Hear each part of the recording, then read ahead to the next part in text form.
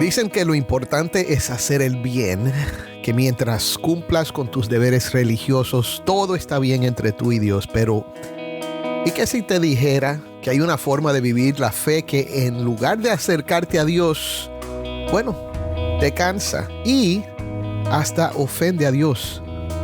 Y si tu ayuno, tus oraciones, tus sacrificios no fueran más que ruido en los oídos de Dios, hay un mensaje urgente que necesitamos escuchar. No tiene que ver con hacer más, mi hermano, sino con ver más claro.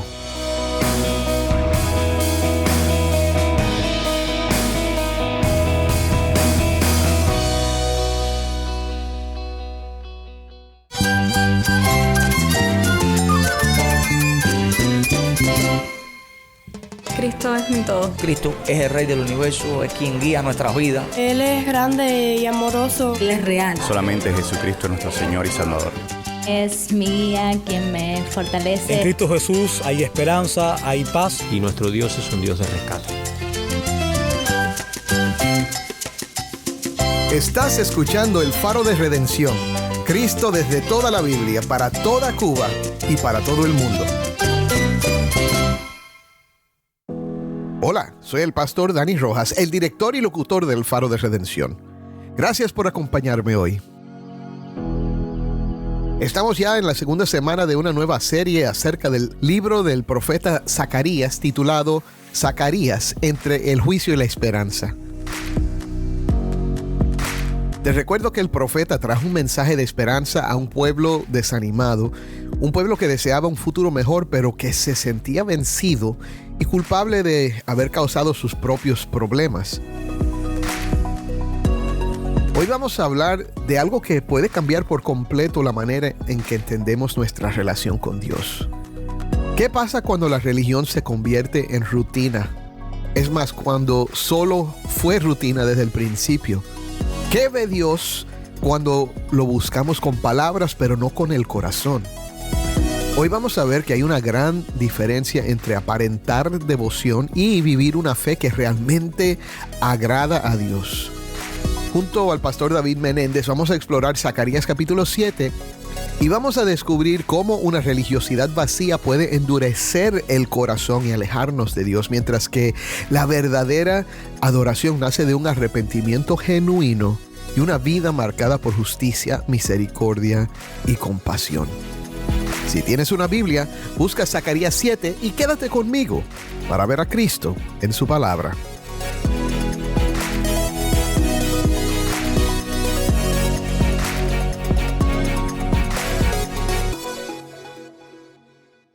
Estoy aquí con el pastor David Menéndez y hoy vamos a estar hablando del capítulo 7 de Zacarías. David, este es un capítulo muy interesante, ¿verdad? Y nos habla de algo, creo que es tan importante el tema que trata aquí, que vale la pena pasar un buen rato hablando de esto. Y es acerca de la importancia de una fe genuina, de una transformación del corazón que solo viene a través de la obra del Espíritu Santo. Ahora, pero este capítulo se va a acercar a este tema de una manera negativa. Y la realidad es que hay una pregunta. ¿Qué es lo que está detrás de nuestras acciones religiosas? ¿Verdad? Que ya sea el ayuno, ir a la iglesia, leer la Biblia, orar. Todas estas cosas son buenas, ¿verdad? Pero si las hacemos para nosotros mismos, son una pérdida de tiempo. Tiene que haber algo más detrás de lo que hacemos. Y creo que eso es lo que vamos a examinar en este capítulo. Pero ya he hablado bastante. Bienvenido al programa, David. Oh, un placer, Dani, poder compartir una vez más contigo en este programa, con esta radio audiencia tan querida y este libro tan importante. Amén. Del profeta A mí me sorprende Zacarías de vez en cuando. Sí, Porque, ¿sabe? Cuando estamos leyendo los profetas menores o los otros, a veces tenemos que luchar con el texto, ver qué significan los símbolos, las imágenes, pero a veces hay un mensaje que queda bien clarito y no hay que rebuscarlo demasiado, y creo que este es uno de ellos. Así que vamos a empezar a estudiar el capítulo 7. Yo voy a leer la primera parte, David, y después seguimos leyendo, leemos un poquito más hasta que lleguemos al final. Dice, en el año 4 del rey Darío vino la palabra del Señor a Zacarías, el 4º día del mes 9, Kislev. La aldea de Betel había enviado a Sarecer, a Regem-Melech y a sus hombres a implorar el favor del Señor y preguntar a los sacerdotes que eran de la casa del Señor de los ejércitos y a los profetas, ¿debemos llorar en el mes 5 y abstenernos como lo hemos hecho durante tantos años? Entonces vino a mí la palabra del Señor de los ejércitos. Habla a todo el pueblo de la tierra y a los sacerdotes y diles, cuando ustedes ayunaban y se lamentaban en el 5º y el 7º mes, durante estos 70 años, ¿ayunaban en verdad por mí? Y cuando comen y beben, ¿no comen y beben para ustedes mismos? ¿No son estas las palabras que el Señor proclamó por medio de los antiguos profetas cuando Jerusalén estaba habitada y próspera con sus ciudades a su alrededor y el Negev y la tierra baja estaban habitados? Vamos a parar ahí. ¿Qué vemos aquí, David? Comencemos a hablar de esto. Bueno, ciertamente dice que vinieron los hombres a implorar el favor del Señor. Y yo creo que todos los hombres de cierta manera están buscando el favor de Dios. Están buscando, esta ha sido la historia de la humanidad, los hombres tratar de aplacar. Sabemos que hay algo que no está bien. Los hombres, la humanidad, nos damos cuenta que hay algo que no está bien. Sí. Y el instinto religioso en el ser humano es un instinto de buscar el favor de Dios, de tratar de encontrar ese camino. ¿Qué hacer? ¿Qué podemos hacer? Sí. ¿Verdad? Ahí está el detalle, ¿verdad? Que ellos vienen con esta idea de que tenemos que ver si hemos hecho lo suficiente. Correcto. O qué más hay que hacer. En este caso, este es el pueblo del pacto. Es decir, sabemos que los paganos, cómo ellos buscaban el favor de Dios a través de sus propias, ¿verdad?, ideas, religiones, sacrificios, todas aquellas cosas que los pueblos paganos y las culturas han hecho. En este caso, este es el pueblo del pacto, el pueblo que Dios llamó, el pueblo al cual Dios le ha revelado su voluntad, su ley, sus promesas, ¿verdad? Y vinieron a implorar el favor del Señor. Y me llama mucho la atención la pregunta. Sí. ¿Verdad? ¿Debemos llorar? ¿Debemos llorar y ayunar? Es algo así como decir, si analizamos qué cosa sería el llorar y el abstenernos, el ayunar, estas son acciones externas que deben acompañar a un corazón contrito, humillado, quebrantado, ¿sí o no? Sí. En otras palabras, se contrataban a lloronas, ¿verdad? Profesionales cuyo trabajo era llorar, y sabemos que las personas pueden hacerlo de una manera externa, de una manera, ¿cómo se dice? Creada, fabricada. Artificial. ¿Están verdaderamente ellos creyendo que si ellos fabrican artificialmente lágrimas, si ellos continúan manteniendo un sistema externo, ritual de ayunos y de ceremonias, que eso es lo que Dios le ha pedido? El pueblo que conoce las leyes de Dios cree que Jehová se agrada de las lágrimas por causa simplemente de lágrimas y las ceremonias externas. Yo recuerdo una vez, David, que tenía un hombre en la iglesia que leyó en la Biblia que Jesús fue escuchado porque lloraba ¿verdad? Sí. Porque gritaba, clamando al Señor. Y desde que él leyó eso, cada vez que él oraba, era con llanto, con lágrimas, casi gritando, se tiraba al piso porque lo leyó. Tremendo. Pero no estoy seguro que lo estaba haciendo de corazón. Creo que él vio ahí una fórmula, ¿verdad? Una manera de lograr un objetivo. Correcto. Y creo que eso es lo que vemos ahí. Exactamente. Eso es, yo creo, lo que se pone aquí de relieve. Que el pueblo una vez más decía Martín Lutero, que nosotros los hombres utilizamos las mejores cosas de Dios en las peores maneras. ¿Verdad? La ley de Dios, que es una cosa tan grande, ¿verdad? Tan perfecta, tan santa, tan buena.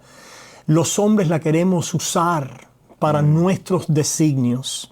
Y cuando lo hacemos así, lo malogramos, lo corrompemos las mejores dádivas y dones de Dios. Cuando lo hacemos en nuestros designios, en nuestra carne, conforme a nuestras ideas. En otras palabras, ellos aquí aparentemente están pensando que ellos son los que pueden controlar la ley a su, de alguna manera, los que están en control, los que pueden hacer la ley.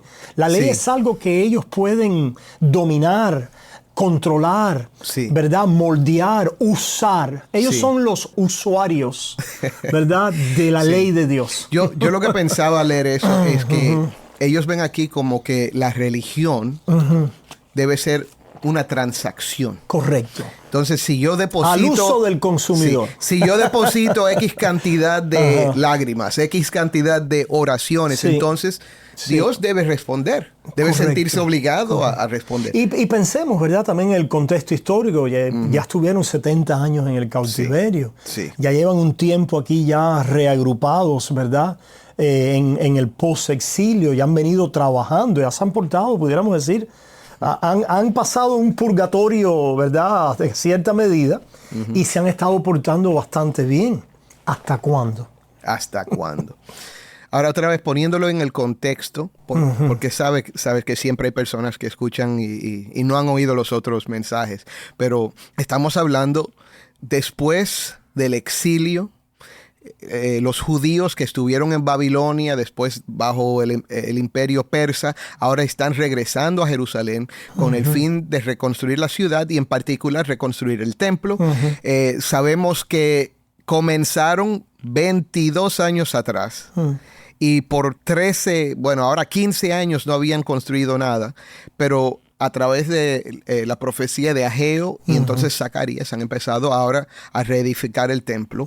Y sabemos que ya han pasado 2 años después de las visiones, las 8 visiones de Zacarías. Y ahora viene este mensaje del Señor para confrontar a estos hombres que vienen con esta pregunta. Sin ser muy duros con ellos, en el sentido de que yo creo que nosotros todos nos vemos reflejados aquí. Sí.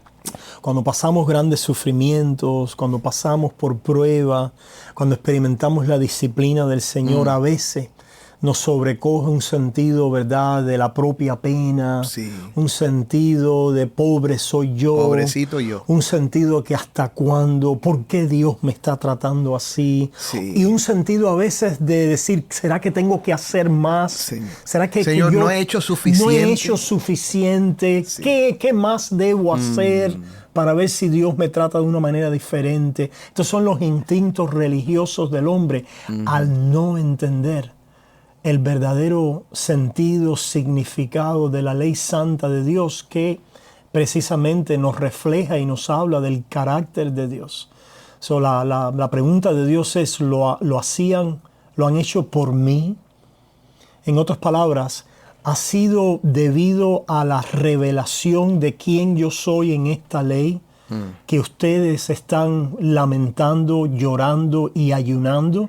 En otras palabras, el efecto que debía haber traído estos 70 años de cautiverio, el efecto de la disciplina de Dios en la vida de este pueblo, debía ser, número 1, un corazón contrito y humillado. Un corazón que entiende a la luz de la ley cuánto nosotros nos inclinamos a hacer las cosas por nosotros mismos, de acuerdo a nuestros propios intereses, y para satisfacer, ¿verdad?, los designios de nuestra carne. En otras palabras, cuánto el ídolo del corazón nos arrastra en nuestros propios deseos. Y cuando vemos eso a la luz del gran mandamiento de la ley, amarás a Dios con todo tu corazón, tu fuerza, tu alma y tu mente, ¿verdad? Dios entonces le dio al pueblo unas ceremonias y maneras de poder expresar que cuando mirándolo a Él, a su santidad, a su carácter, a sus obras, a sus dádivas, a sus dones, veamos nuestra bajeza, nuestro quebrantamiento de pacto, nuestra desobediencia, y lloremos de corazón. ¿Verdad? De corazón. Y entonces sintamos la necesidad de ayunar para poder acercarnos, es decir, ten misericordia. De nosotros es la bajeza. De nosotros es, ¿verdad?, la humillación, y tú eres santo y justo y digno. Contra ti he pecado. Contra ti he pecado. Ese deberían haber venido al profeta diciendo, somos pecadores, necesitamos la misericordia y la gracia, pero vienen confiando todavía en sus... ¿Qué hacer? ¿Seguimos haciendo esto? ¿Hasta cuándo? ¿Hasta cuándo? ¿Hasta cuándo? Tremendo. Ahora, viene esta palabra del Señor. Sí. Y la palabra confronta, le hace la pregunta, y es otra vez pregunta que nosotros también debemos hacernos en cuanto a todo lo que hacemos. ¿Lo hacemos para el Señor o lo estamos haciendo para nosotros? Pero entonces, en el versículo 8, otra vez viene la palabra del Señor a Zacarías y dice, así ha dicho el Señor de los ejércitos, juicio verdadero juzguen, y misericordia y compasión practiquen cada uno con su hermano. No opriman a la viuda, al huérfano, al extranjero, ni al pobre, ni tramen mal en sus corazones unos contra otros. Pero ellos rehusaron escuchar y volvieron la espalda rebelde y se taparon los oídos para no oír. Y endurecieron sus corazones como el de diamante para no oír la ley ni las palabras que el Señor de los ejércitos había enviado por su espíritu por medio de los antiguos profetas. Vino pues gran enojo de parte del Señor de los ejércitos. Yeah. Así que viene esta palabra y lo que él dice en realidad no es una palabra que viene para ellos, aunque es para ellos.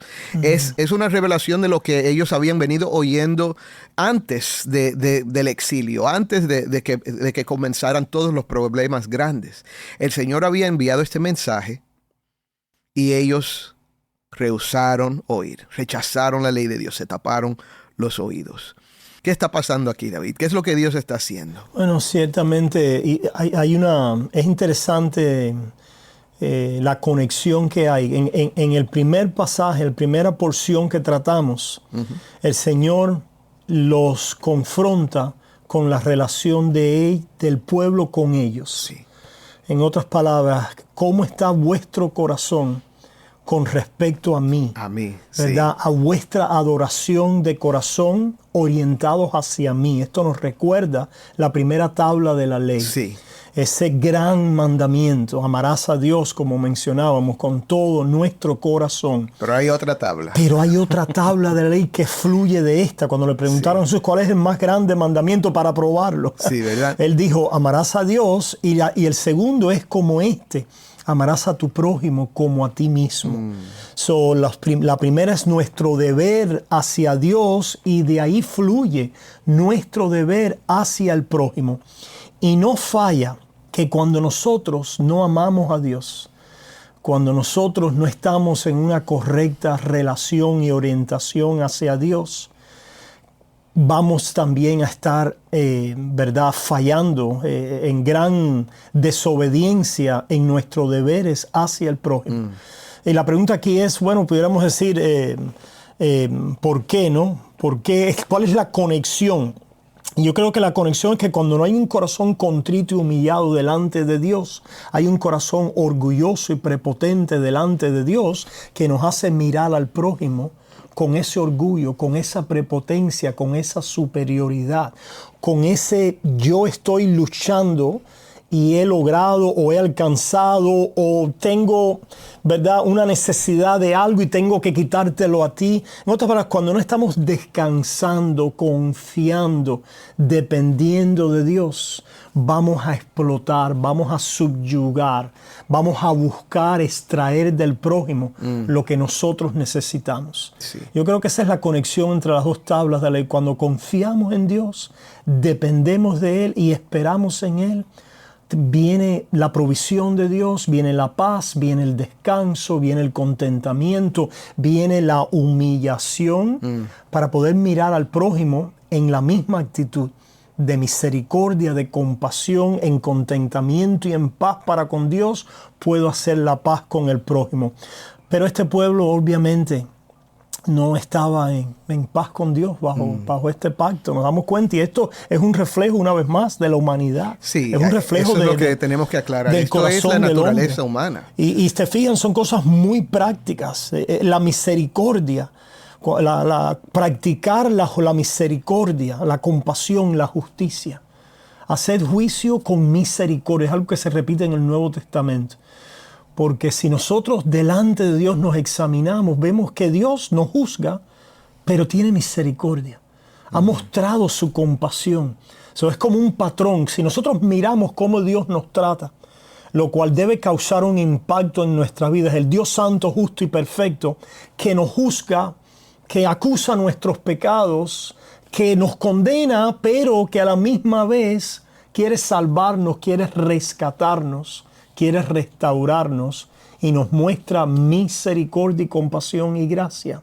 Entonces nosotros, a la luz de nuestra relación con Dios, debiéramos mirar al prójimo y sentir, ¿verdad? Y tener esa misma actitud de compasión, de bondad, de misericordia, porque así Dios me ha tratado, de justicia, de buscar la justicia y hacer el buen juicio en la comunidad, en el pueblo.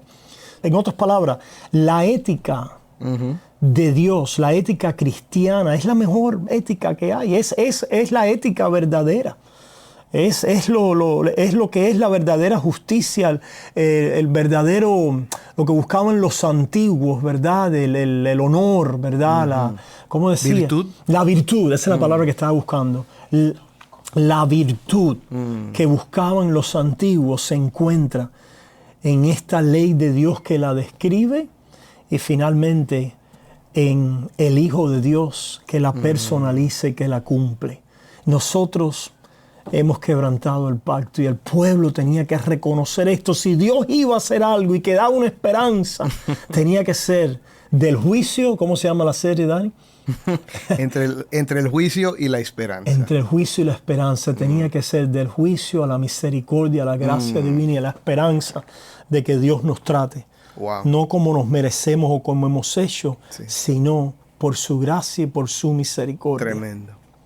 Pero lo que estamos viendo aquí entonces, en realidad es como una ilustración o una descripción de la realidad del hombre que todavía no ha conocido a Dios a través de la gracia. Esto me hace pensar en el tipo de personas religiosas que le gusta oír acerca del amor de Dios, le gusta oír acerca de cosas bonitas, espirituales, pero cuando empiezas a hablar acerca de las cosas más fuertes, los resultados de conocer a Dios profundamente que cambia el corazón. Entonces te dice, mira, predicador, pastor, ahora te estás entrometiendo, ¿verdad? Te estás metiendo en lo que no te corresponde. No sé si te ha pasado eso, David. Como pastor, a mí me ha pasado. Sí, lo importante es quizás que la música suene bien, que ya tuvimos el tiempo de oración, oramos, las cosas externas. Háblame de las cosas externas. Correcto. Y otra vez, esto encaja bien con lo que estamos viendo aquí. Estos vinieron a hacer preguntas acerca del ayuno, acerca de hasta cuándo, porque ellos estaban dispuestos a hacer ciertas cosas externas. Pero el Señor está diciendo, no, mira, no es solo lo externo, ustedes no han entendido todavía.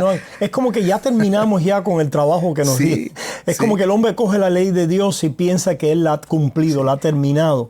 Pero y cuando el hombre piensa así, prolifera leyes. Sí. Quiere hacer más leyes. Dame más trabajo. Dame más trabajo. Pero otra vez, cuando Él dice, no, pero mira, lo que yo quiero es justicia. No lo has hecho. Lo que yo quiero es que ames a tu prójimo. Claro. Lo que yo quiero es que trates bien de esto se trata al extraño. Claro. Entonces se tapan los oídos, dan la espalda a Dios, endurecen sus corazones como diamantes. Mira qué imagen, ¿verdad? Tremendo. Como diamantes. Como diamantes. Míralo, si yo luzco también, ¿no? Por fuera. Pero tengo un corazón duro. Wow. Y entonces dice, vino pues gran enojo de parte del Señor de los ejércitos. Otra vez esto me hace pensar en Romanos capítulo 1. No sé si tú lo ves ahí, pero es ese rechazo de Dios es lo que trae la ira de Dios. Y como yo había clamado y ellos no habían querido escuchar, así ellos clamaron y yo no quise escuchar, dice el Señor de los ejércitos. Dios los entregó. Dios los entregó. Es lo que yo veo ahí. Estas son las maldiciones del pacto. El Señor está... ¿Qué es lo que hacen los profetas, verdad? Por un lado están volviendo a juzgar el caso contra el pueblo. ¿Qué caso? El caso que está basado en la falta de cumplir, ¿verdad?, la ley de Dios, el pacto mosaico. Y, por lo tanto, las consecuencias de las maldiciones de el no cumplir este pacto que pesan sobre el pueblo. La desolación, el exilio, el quebranto, ¿verdad?, los enemigos enseñoreándose sobre ellos, el corazón endurecido. Todas estas cosas son el resultado del quebrantar la ley de Dios, el pacto. Es la historia de Israel, pero es la historia de la humanidad, es nuestra historia. Si Dios no interviene con una palabra de consuelo, con una palabra que pueda llevarnos del juicio, ¿verdad?, a la verdadera transformación de la gracia de Dios, estamos perdidos. Pues David, danos esa palabra de esperanza. ¿Cuál es? Bueno, la va a dar después el profeta en el capítulo 8. Y vamos a tratar con ella pronto. Pero vamos a cerrar el programa con un poco de esperanza. Claro que sí. La esperanza es que para aquellos que han quebrantado el pacto, como vamos a ver, nosotros hemos sido infieles, pero Dios permanece fiel a sus promesas. Y el Señor, como continuó trabajando con la vida del pueblo de Israel para cumplir sus promesas, que era llevarlos a la salvación en Cristo Jesús, también con el radio oyente, con todo el que escucha, con aquellos que, como nosotros también, aún como creyentes. Ayer hablábamos en el estudio bíblico de cómo la metodología de santificación es por gracia, y decía: consideraos muertos al pecado y vivos para Dios en Cristo Jesús. Presentar vuestras vidas a Dios como vivos de entre los muertos y vuestros miembros a Dios como instrumentos de la justicia. En otras palabras, que aunque veamos nuestros fallos repetitivos, nuestras infidelidades, nuestras faltas, el Señor en Cristo Jesús se ha aplacado en su ira. En Jesús, la muerte de Jesús es la muerte de nuestro pecado, es el cumplimiento, ¿verdad?, la satisfacción de la maldición del pacto de la ley. Y Jesucristo resucita para entregarnos esa vida gratuitamente. Amén. Para el que clama con un corazón contrito y humillado, diciendo: no es que debemos llorar, es reconocer que aún lloro y a veces lo hago en hipocresía. Quizás no tengo lágrimas, quizás ya no sé, mi corazón está, pero lo único que sé es que necesito un Salvador. Necesito que el Señor tenga misericordia de mí. Y la palabra de Dios dice que el que así clama, todo el que invocare el nombre del Señor será salvo. Que Dios está cercano, ¿verdad?, de los quebrantados de corazón. Cree que Dios es misericordioso y benevolente para salvar al pecador, y clama a Él allí de donde estés, de ese juicio, de esa disciplina o de ese quebrantamiento, porque el brazo de Jehová no se ha cortado y quiere salvarte. Amén. Quiere levantarte, quiere restaurarte. Créelo. Amén. Amén.